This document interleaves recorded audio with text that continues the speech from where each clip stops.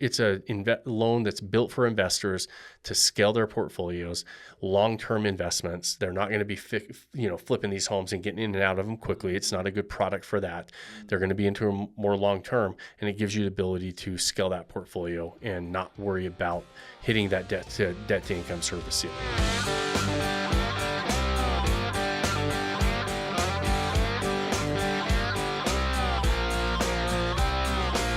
What's up, guys? Welcome back to another episode of the Vacation Rental Revolution podcast. I'm your host, Shawn Moore, and we're back with Whiskey Wednesday with my main man, Jake Shehee. What's happening? What's up, buddy? Feeling great. Great day to be alive. Great day to be alive. Yes, sir. You know what time it is. Hey, I like that. I love that we start these episodes with it's a great day to be alive. Yeah, man. Just I love the energy. Hey, the energy's good. Feeling good for today's episode. Fun stuff on today's agenda. All right, what do we have? What do we have on the agenda today? Okay, we got three things talking about money. We're talking about the government shutdown. We're going to talk about the housing crisis, what is it even looking like right now? What should people believe? The U.S. stock market, something happened over the weekend, crazy news, and it kind of goes back onto your point about the vulnerability and people tweeting and stuff. And then we're going to go into some really good STR stuff. So when I look at our podcast analytics, I'm seeing that tons of people want to know about financing options. They're going back and watching later episodes. So let's revisit that. Let's talk about the different kinds of loans. What does it cover? Should you pay in full? Should you do this, that? What does that look like? We'll get into what does the bio of your property need to have inside of it? Not just the title, but what does the bio say? Okay. And then I have a loyalty kind of Dave and Buster's idea program to run by you, see if that even makes sense or what that looks like. But first, here we go. Government shutdown. I mean, to be honest with you, it just seems weird, in my opinion, that they would shut it down. You know, I don't understand. I guess there's multiple moves behind the scenes that we don't know, or at least for me, I don't know whether it be Congress or Senate or what Trump's trying to do, if there's like a plan in place. But it just seems like maybe more of a distraction to me. And it seems that it's interesting to think that people aren't upset about it at all. You know? Yeah, I mean, I think it depends on how much it's affecting you, whether you're upset about it. I can tell you, the government shutdown has not affected me significantly, but I'm pretty upset about it. Because I get so sick and tired of these politicians using the American people as pawns in their negotiations, and they really give two shits about them, in my opinion. Again, this is my opinion. I'm not as up to date and well read. I don't sit on Fox News or CNN daily and follow this stuff, and so on purpose, I frankly don't care about it as much. Right? It's too much to take in. But I do have an opinion about these shutdowns and understanding. Hey, these budgets have been passed. The continuing resolution was passed. Everything was agreed upon. All of a sudden, nothing was changed in it, and now all of a sudden the Democrats are saying we're not paying for it because we want to negotiate health care and Obamacare. Hey, listen, you know me. I think our healthcare system in the U.S. is completely broken. It needs a complete overhaul. And so I completely agree that there's those conversations need to be had, but now's not the time to, in my opinion, leverage that. There's a lot of people that are out of work, out of jobs. Some are furloughed. Those furloughed employees are going to get their back pay. But part of me is like, just don't, if you're not, go leave, let TSA walk out, let these, let the air traffic control walk out, and guess what? Everybody's affected by that. And all of a sudden we're like, hey, listen, now, like I said, before, there's it kind of depends on your level of anger around this based on how much it's affecting you. If you're not getting paid, and you're watching these things on the news, and you watch these stupid ass politicians argue back and forth and talk over each other, and nothing. It's like, how can anything get done in Washington in this state? It is so beyond ridiculous to me. It is such a circus that, and I think that. A lot of it is, I do believe a lot of this is the Democrats playing games. It was already agreed upon. Open it up and figure it out. I don't know. I think it's stupid. And I heard that they're gonna wait until they've got a No Kings protest that like half the Democrat senators are passing out flyers for and wearing shirts for. That's I think October 18th is it scheduled for, and their plan is to let that happen first in DC and then open up the government. This is The No Kings protest. Yep. It looks like October 18th. Yeah. You're right. Yeah. And I think that they're waiting for that to happen, and then they'll come to an agreement and open things back up. I think it's just the fact that you're playing games with real people and real jobs. And I mean, I think all of us that aren't, our paycheck's not necessarily getting affected by it. Yeah. I'm hoping for the best for all those federal employees that have to deal with this bullshit on a regular basis. Yeah, we're going into the third week here. So, I mean, if you're not getting paid, that's 2 weeks pay, boom, docked. So I hope you got some kind of, and that's, for some people, that's really tough, man. Yeah, that is tough. So, this whole thing is just kind of, I think you hit the nail on the head when you said it seems more of like a circus or a play. This seems like a weird way to get, if like I'm in Senate or I'm in Congress and I want something to be done and I'm a Democrat, why would I want the government to shut down? Because some people are going to get affected. Some people are going to get hurt. Why not just try and negotiate in a better way? But this seems like a weird play, some kind of act or something. And it doesn't seem right. It seems like to me. Yeah. It seems like they're trying to get leverage points wherever they can. Yep. I mean, they have, you got obviously President Trump's Republican. You got the Republican, presidency. You've got Congress. You've got Senate, majority Republicans. So maybe the Democrats are like, hey, listen, we got to use some of this as leverage to get some of the things, on the table and discuss that we want discussed. I think it's a bad move personally. Don't agree with it, but we'll see what happens in Washington. I don't watch it too often. So you asked me about some of these topics. I'm going to be a little, I'm going to be maybe opinionated on it. Maybe, I don't know if I'm an educated opinion on it. Right. I feel you. Well, okay, let's move on to something else. Let's go on to the housing then, huh? All right. Okay, so that stuff I do follow. So here we got housing, we got interest rates, less single family homes, and prices have jumped significantly. Now, when you hear something like this, does this even really affect your mindset when it comes to like short-term rentals when you're buying them? Because I ask that because some people, we've had people that do like glamping, like the really nice tent experience. Some people go really big houses with the pools and the tons of land and that kind of thing. So when you hear about like single family houses, does that really like bother you when it comes to the short-term rental side, or just more of like the housing in America? No, it does, right? Okay. Because, I mean, we're in the real estate market. Single family homes are typically the majority of the inventory of short-term rentals. Okay. So understanding what's going on the single-family home side, but also being able to understand how short-term rentals, like one of the big arguments for a lot of areas is they don't like short-term rentals because they think it affects the housing inventory, affordable housing, all of that stuff. The reality is the numbers don't show that, right? Again, it's a bunch of talking heads that make out points, and the numbers do not show that short-term rentals are actually affecting those things. So I think it is as important as an investor to pay attention to that stuff, so you can say, hey, let's actually have an intelligent conversation about this, an educated conversation on this.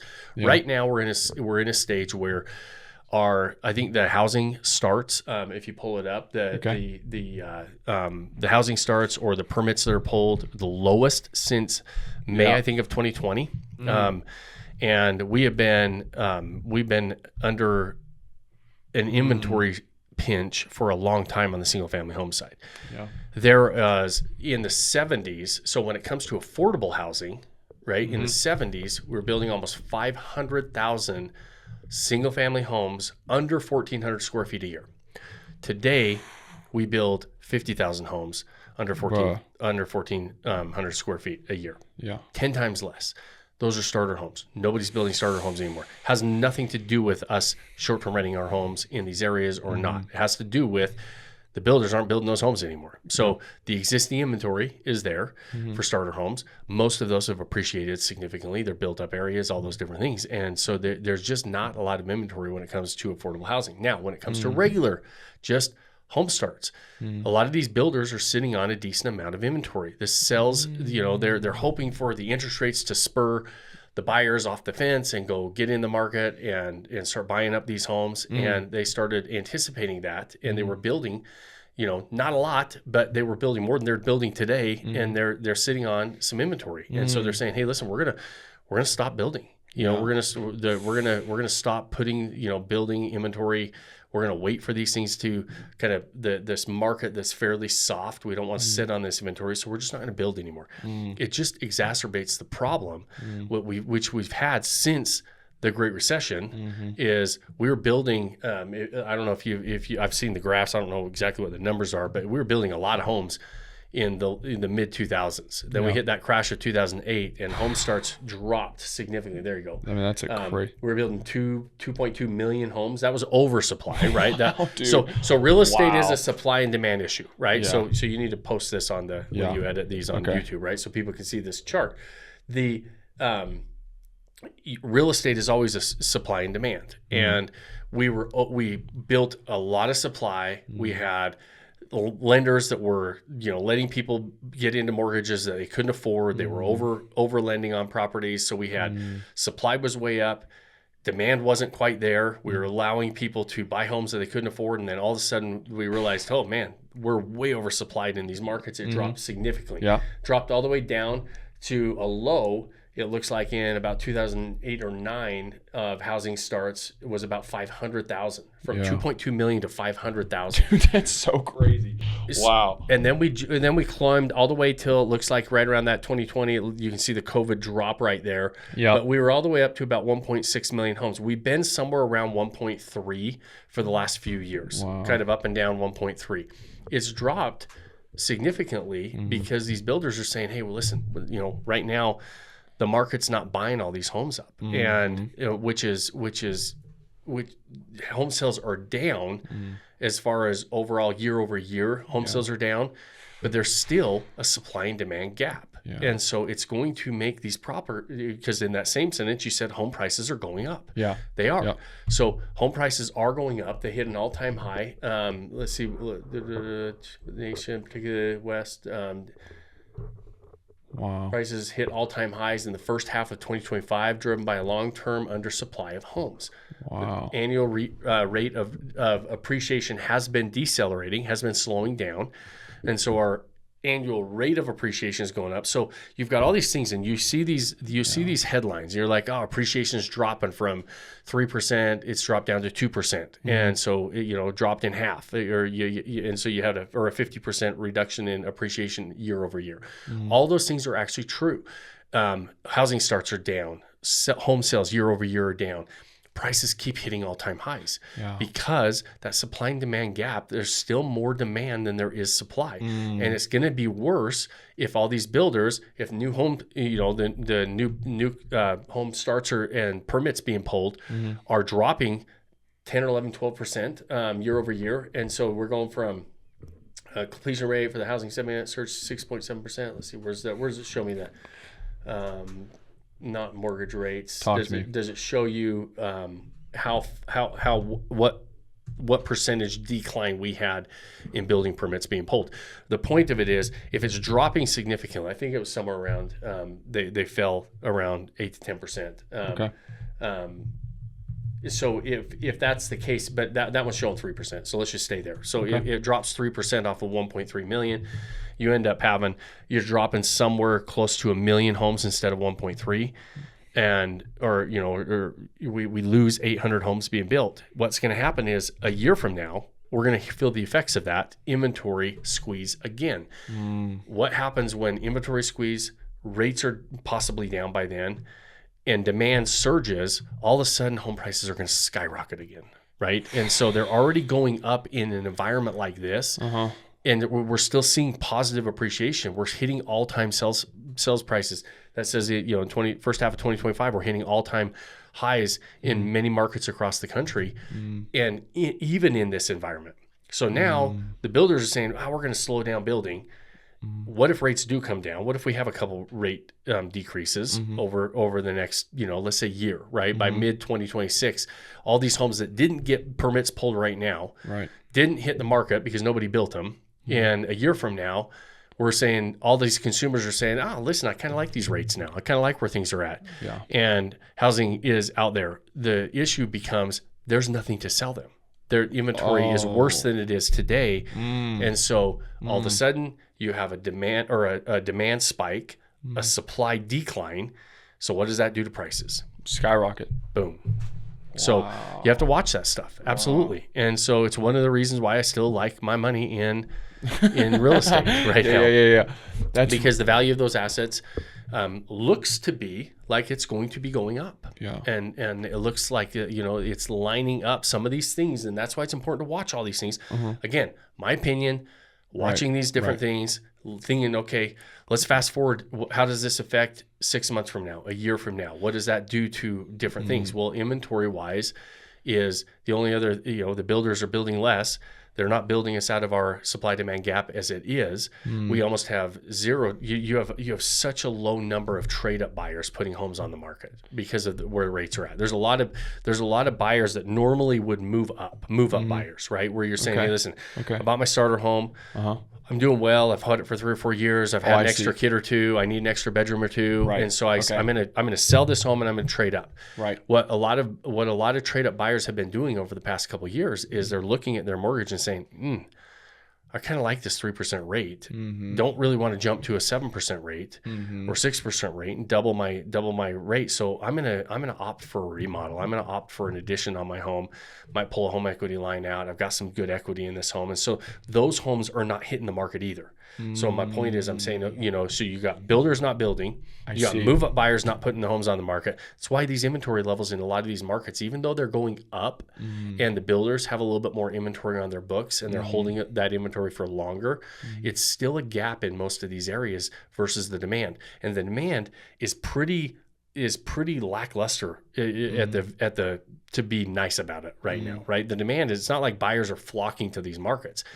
When rates start to come down, there's a lot of shadow buyers out there that were move up buyers that were ready to make a move. There's a lot of first time buyers waiting to see what happens with rates. You start getting a 5 in front of those interest rates. My opinion, my prediction is you're going to get a flood of buyers coming in these markets, less inventory to choose from.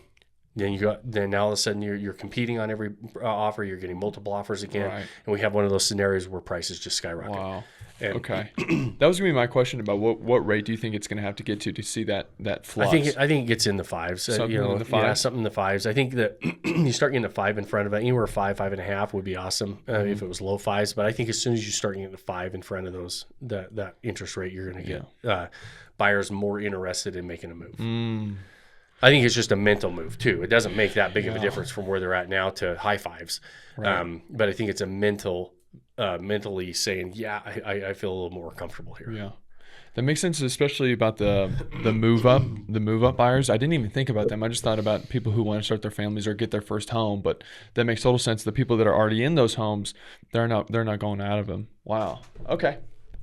Okay, well, that also ties into why we like the tangible assets, I like tangible assets. And if people aren't aware, let's just drop this bomb. Okay, so this weekend, or it started on Friday.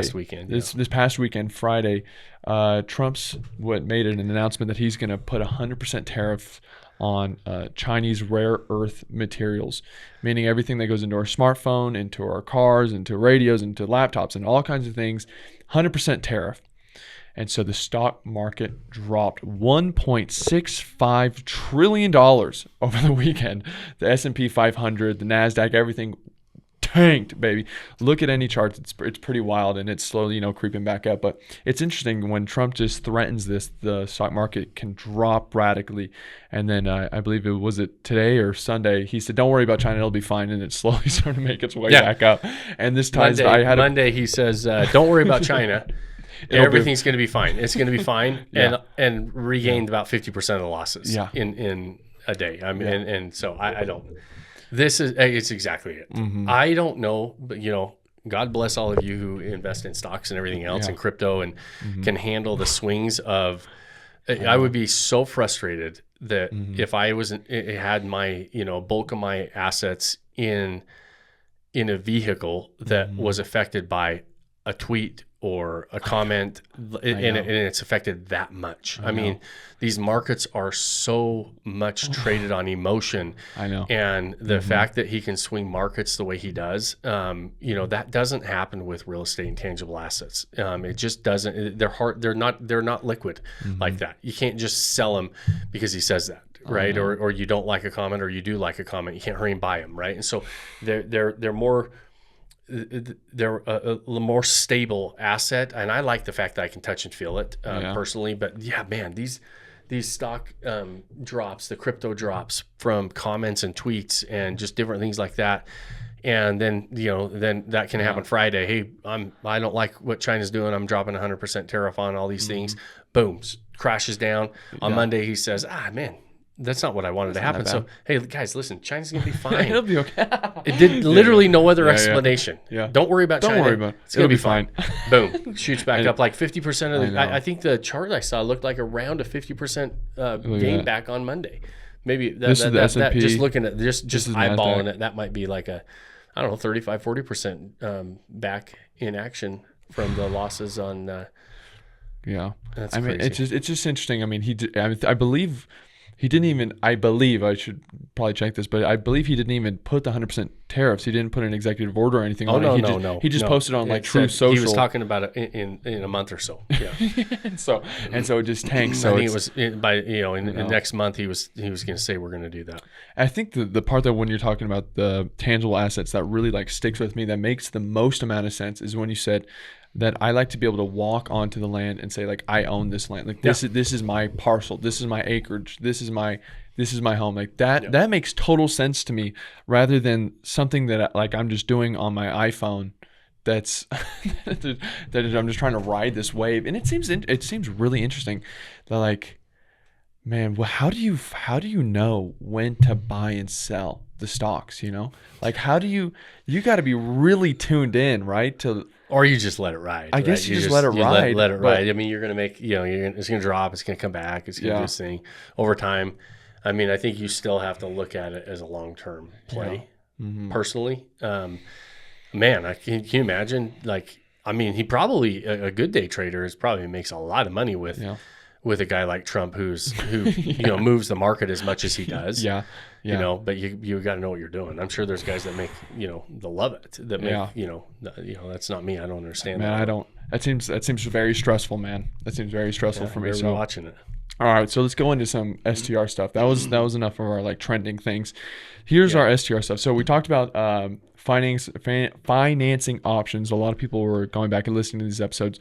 So I listed some here that DSCR, HELOC, borrowing against your 401k, owner or seller financing, second home occupancy loan, these kinds of things. Okay. Do you have a certain place you want to start, or? Yeah. Okay. So let's start. Let's just go through these one by one. Okay. And then depending on our time, we may cut some of that other stuff out because I think, like you said, this is important. But so you start with understanding traditional financing, which is full document loans. I'm going to go in similar to just going and buying your own home. You're going to go in and show them your W-2s. You're going to tell them how much money you make. They're going to look at your credit scores. They're going to look at your debt, how much debt you have versus your income, which is called the debt to income ratio.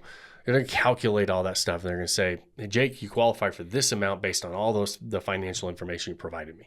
Those are traditional loans. And in the short-term rental world, a lot of people are using traditional second home loans, 10% down, kind of second home type style loans. The benefit to them is that they're the best terms, the best rates. They don't have typically prepayment penalties. They're going to be very similar to the rates in terms of a primary residence, which is favorable for us. It's the best rates we're going to get on real estate as an investor typically. And so the drawback is they're full document loans, which means you have to qualify for every single one of those. And sometimes qualifying for these types of loans can be difficult because it always feels like you have to sign over your next born child to say, hey, listen, I'm going to be responsible for this loan. So a lot of investors start there though. And what happens is you're going to max out your borrowing ability and capacity with these types of loans, because every single time you get one of those loans, now all of a sudden your debt to income ratio starts to get less favorable, because now you have another obligation on your debt, right? We got to buy this second or third one. All of a sudden I've got a couple more obligations on my debt. Well, unless my income's going up to match that every single time, ultimately I'm not going to qualify for any more loans, right? And so that's why investors will look at alternatives, and for a couple of different reasons. But one of them is sometimes out of necessity. We're saying, hey, listen, I don't qualify for traditional financing with the best terms. And so we look for what is called a DSCR loan. You hear that a lot, or an asset-based loan. It stands for debt service coverage ratio loans. What that means is the lender is going to say, hey, listen, we want you to have good credit rating, Shawn. We want you to be a responsible borrower, and we're going to look at your credit score for that reason. But we really care about this asset. We care about what kind of income can the asset itself make. And so in short-term rentals, that's why it's called debt service coverage ratio. They're looking for how much income is there to service the debt that they're willing to lend you on that property, right? And so usually they want to see 1.2, 1.3 times the debt service. So let's say your debt service is $100,000 every single year. And they say, okay, your debt service on this property, Shawn, is $100,000 a year. We want to see and make sure that that property is making at least $120,000 to $130,000, depending on your lender, right? And so if it does, and they're comfortable with the underwriting on that, they're going to say, okay, that's what we're using to qualify as an income qualifier instead of your personal income.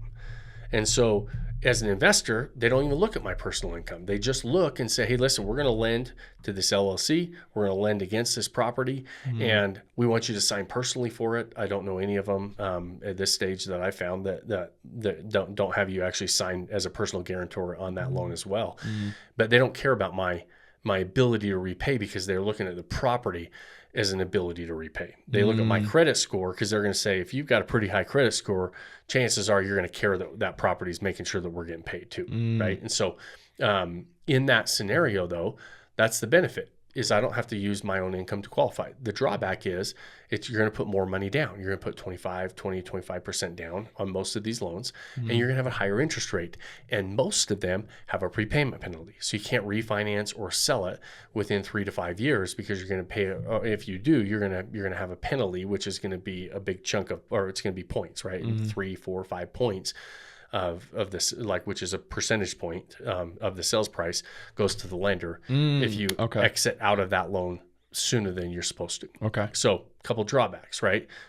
It's a loan that's built for investors to scale their portfolios, long-term investments. They're not going to be flipping these homes and getting in and out of them quickly. It's not a good product for that. They're going to be into a more long-term, and it gives you the ability to scale that portfolio and not worry about hitting that debt to income service ceiling, or lending ceiling. So then you start to talk about, where do I pull some maybe untraditional money from, right? Which is like borrowing from your 401k, owner-seller financing, second home, or those types of loans. So let's talk about our HELOCs, right? Okay.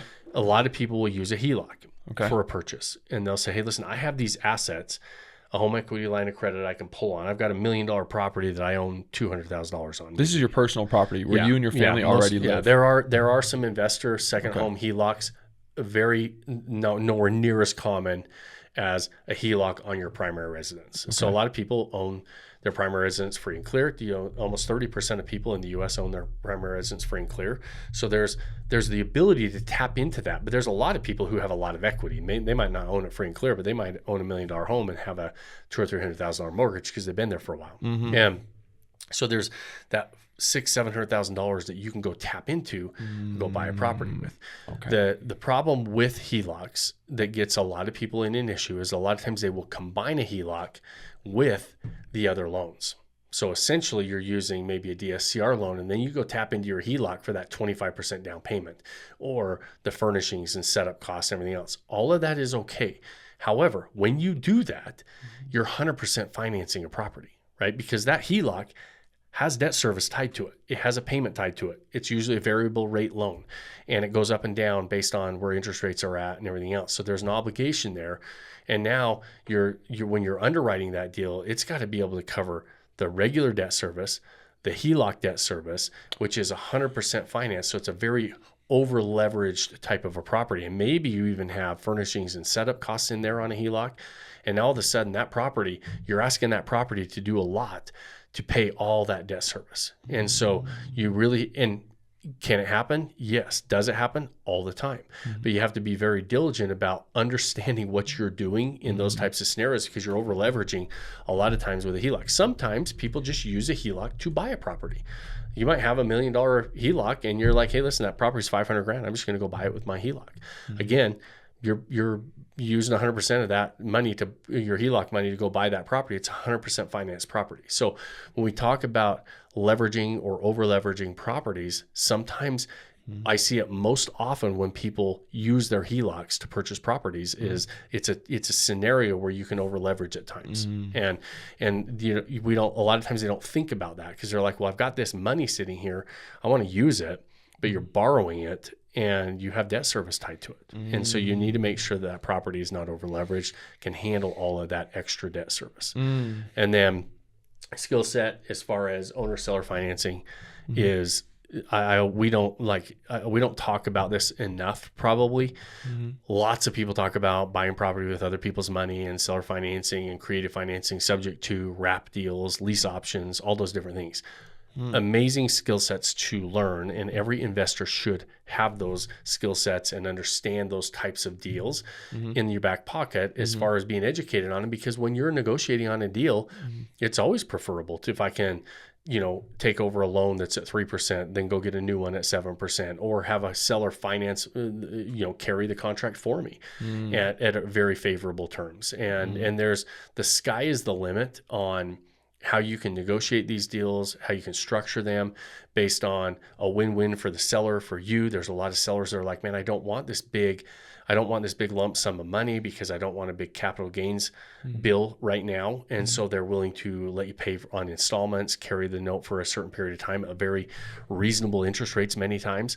And so because we don't talk about it and teach that, there's other people who do. There's tons of books. These are not rocket science. Like, you don't have to be a rocket scientist to understand how to structure an owner financing, seller financing subject to deal. They're skill sets that every investor should have, and every investor should know how to negotiate them, when they should be able to use them, the benefits, the pros and cons of each of those types of scenarios. So I won't dive into all of them, but every investor should understand the basics of a wrap deal, a subject to deal, which are basically the same thing, a wraparound mortgage and subject to, pretty much the same thing, a lease option deal, and then basic seller financing. Seller financing technically is the property owner owns that property free and clear, and they're going to be the bank for you, right? They're going to say, hey, listen, give me 10% down, give me 5% down. I'm going to carry this note for you.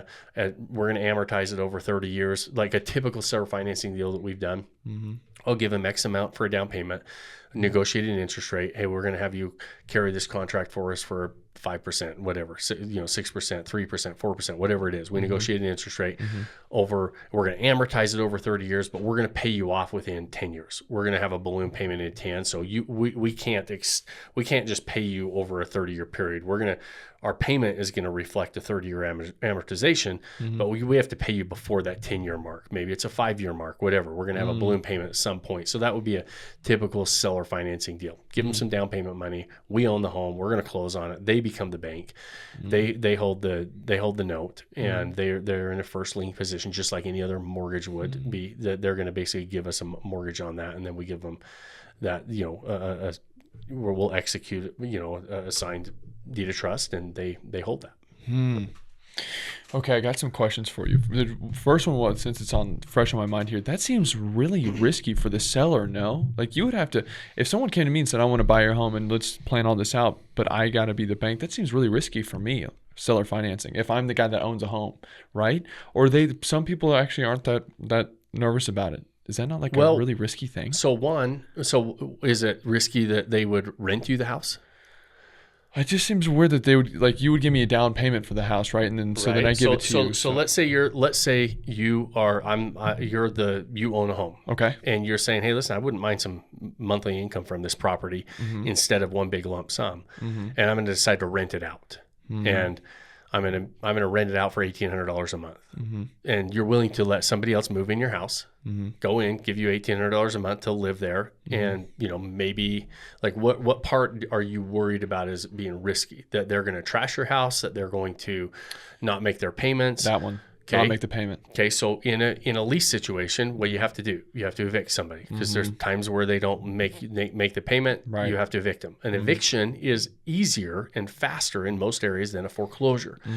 If I sell you my house, I'm going to, you stop paying me, I can foreclose on you. And so I can get you out, I foreclose, I take the property back, and you're out. Wow. Takes me longer, a little bit more expensive, a little harder legally, because there's just more hoops. But 100% people get houses foreclosed on all the time when they don't make payments. Yeah. When you're a renter, you get evicted.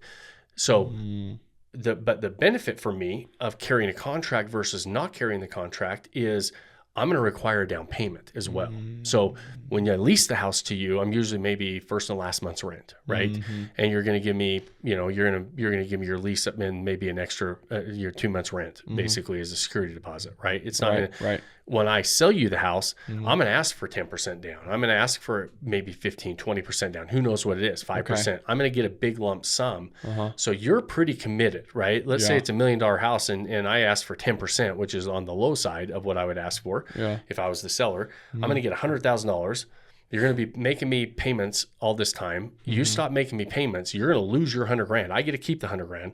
I'll use it for legal fees. I'll foreclose you. You're probably going to be in there for 3 to 4 months before I get you out. So I'm probably going to eat another 3 to 4 months of non-payment, maybe 6 months. Maybe 6 months total before I get you totally out. Right. Still probably not eating too much into that $100,000. Yeah. And I'm still way better off ahead. I might let's say I blew through 50,000 of that $100,000 to get you out and pay the payments and do everything I needed to do.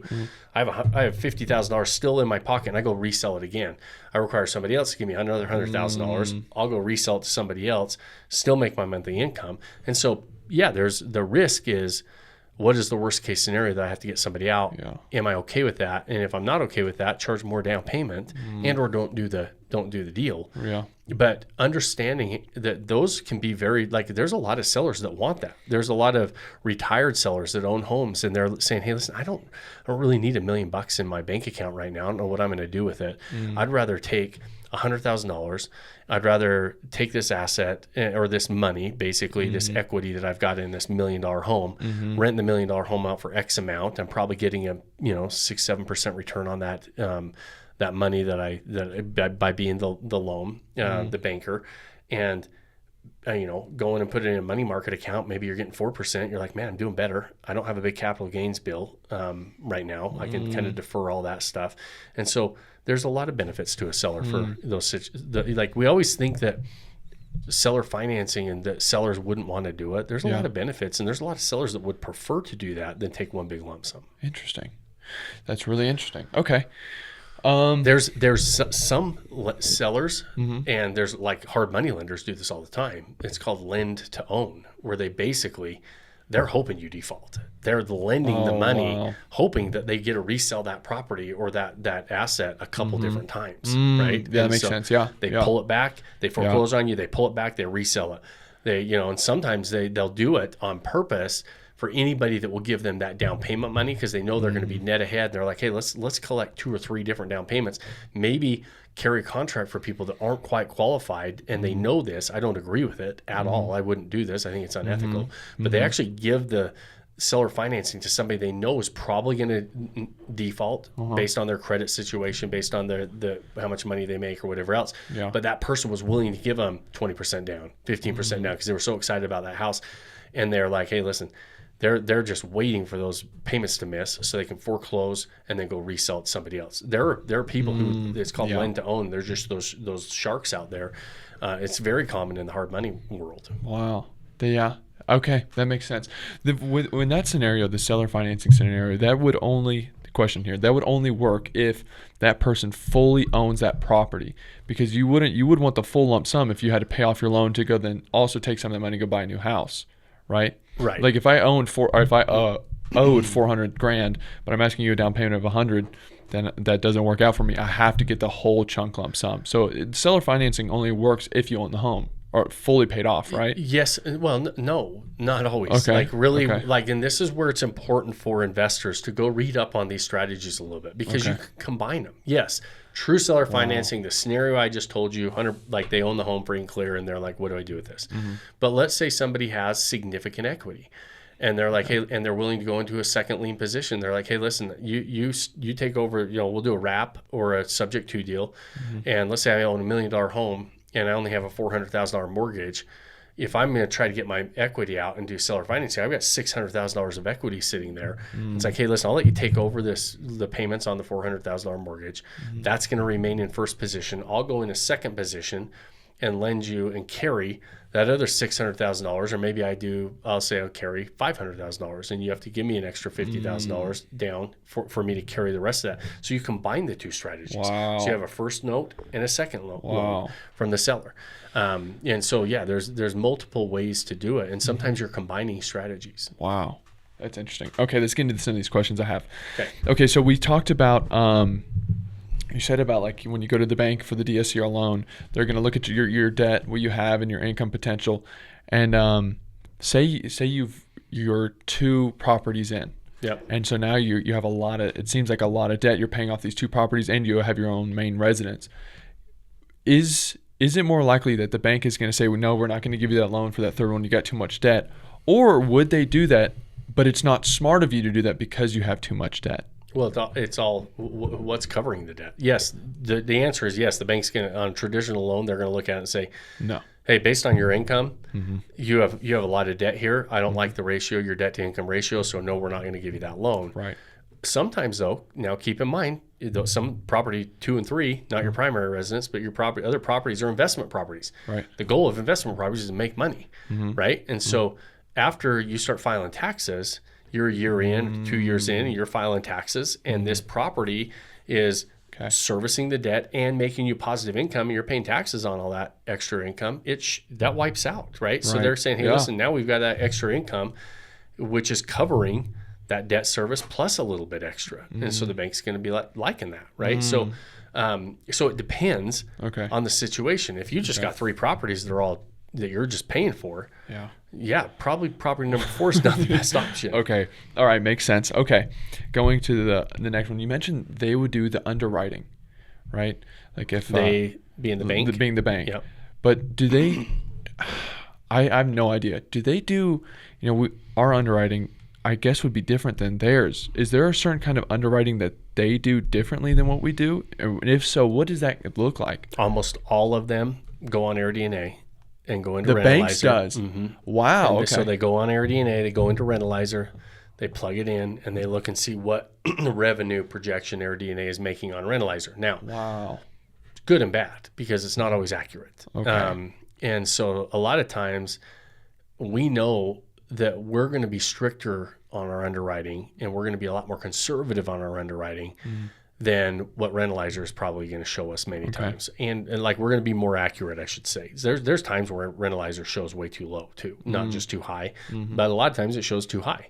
And so we're going to know pretty well if the bank's going to say yes or no to these properties. And many times I'm going to say yes to it less often than the bank is going to say yes to it, for example. Okay. So it's very rare that the bank is going to be, which seems odd. Yeah. Right. Yeah, it does. It seems like it would be the opposite, but it's how they're doing their underwriting.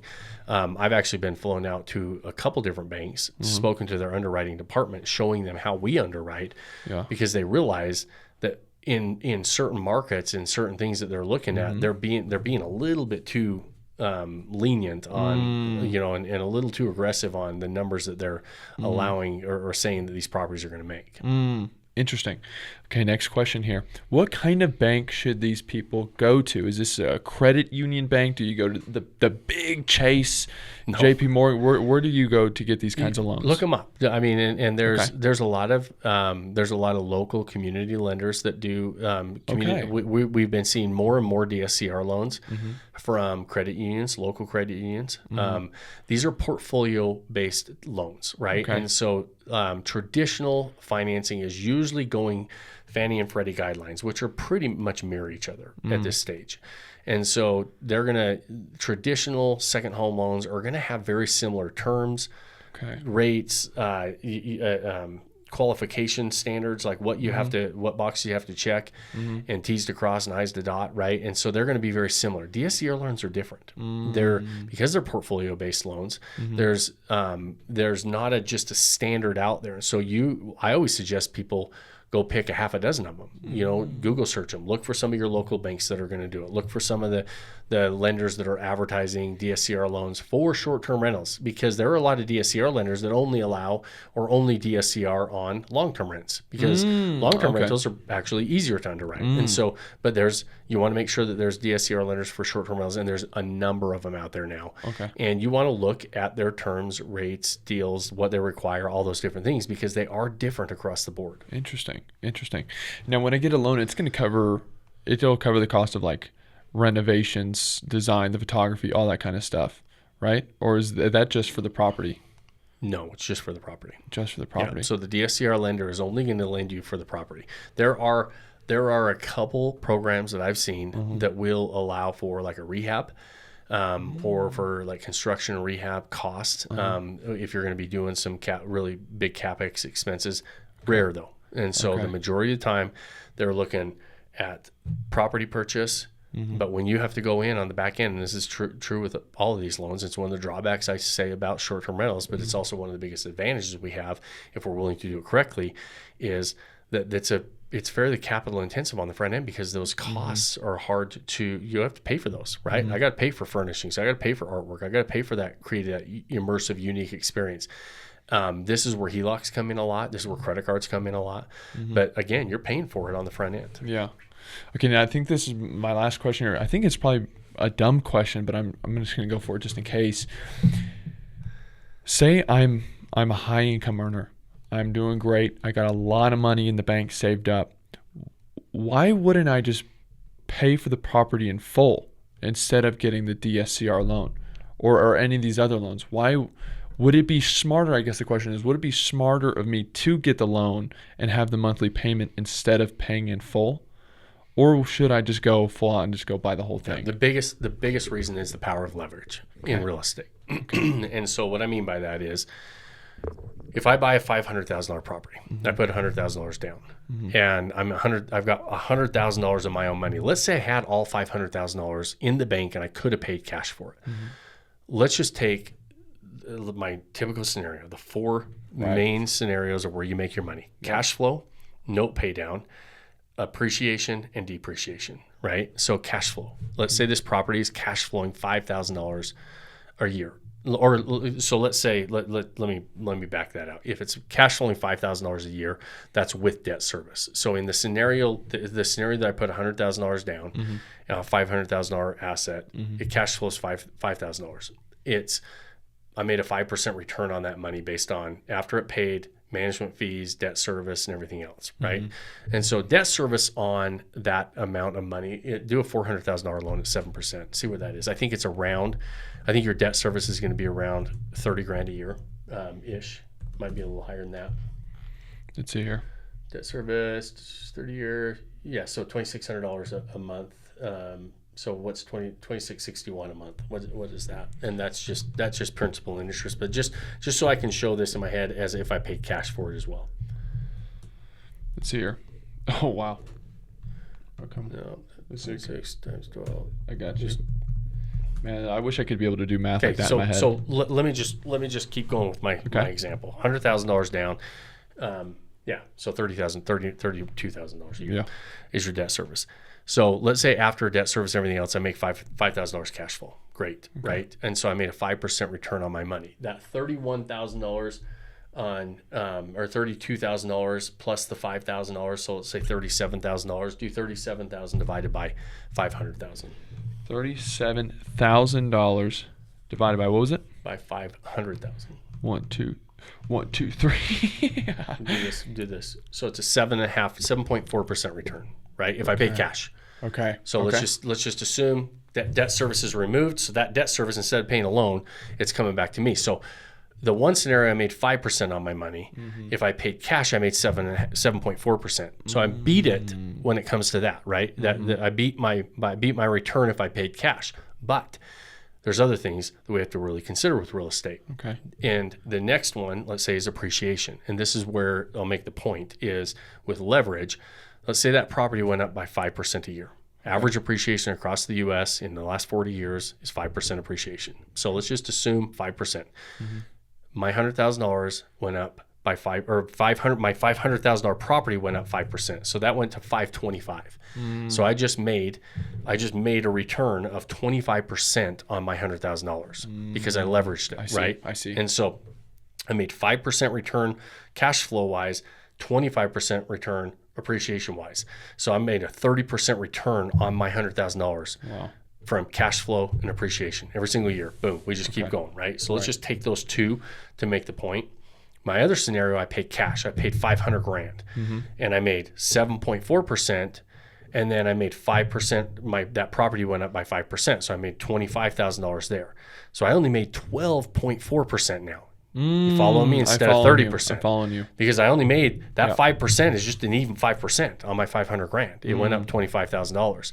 So now I'm way behind the 8 ball. So why not take that $500,000 and go buy 5 of those properties? Now we didn't even talk about no pay down. We didn't talk about, which is free money, right? Yeah. Free equity, extra equity. And then we also didn't talk about depreciation taxes. So, but the point is, there's a power of leverage in real estate and why people will go borrow for real estate, not over leveraged properties, but leverage these properties because your returns are better when you've got proper money leveraged because of the appreciation side of it. All right. That was fantastic. That was really good, man. Okay. So here's the deal. We're at 50 minutes. Almost a full hour into this episode. Yeah, we're cutting you're cutting the other ones out. Okay. All right, so maybe come back next week for these other two. We'll talk about bios. We'll talk about loyalty programs. So we'll add those to next week. Next week. Okay, so teaser for next week. All right, that was it. Long episode, man. Way to break it down. That's what people are looking for. So way to break it down. I gotta break it down a little bit. You know what I'm saying? Like actually talk about things that break it down a little bit. You know. We break down. We only broke down 2 things: the housing market. Yeah. Well, and government shutdown, housing market. Stocks. Well, I don't count breaking down any of the trending topics because it's kind of the stuff we actually know about. So, okay, guys, we're gonna wrap it up. 50 minutes in, we're almost an hour into the episode. Good job.